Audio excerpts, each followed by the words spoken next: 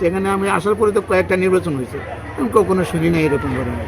আমার কাছে মনে হচ্ছে যে নির্বাচন, এই 12 তারিখে নির্বাচন যদি এই কাজটা করি তাহলে যাতে মানুষ ভয়ভীতি পায়, এইরকম জন্য এই কাজটা করতে পারে আমার মনে হচ্ছে। এছাড়া তো আমি কোনো বুঝি না, অন্য কিছু বুঝি না।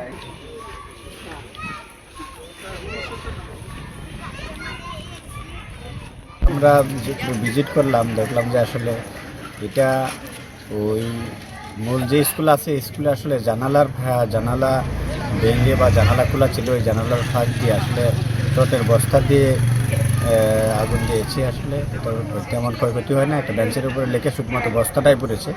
তা পরবর্তীতে আসলে স্কুলে যে নাইট গার্ড বা যারা ডিউটি ছিল তারা আসলে টের পেয়ে এটা তাৎক্ষণিকভাবে এটা উন্মুক্ত করতে আসলে সক্ষম হয়, তেমন বড় ধরনের কোনো ক্ষতির সম্মুখীন হয় না।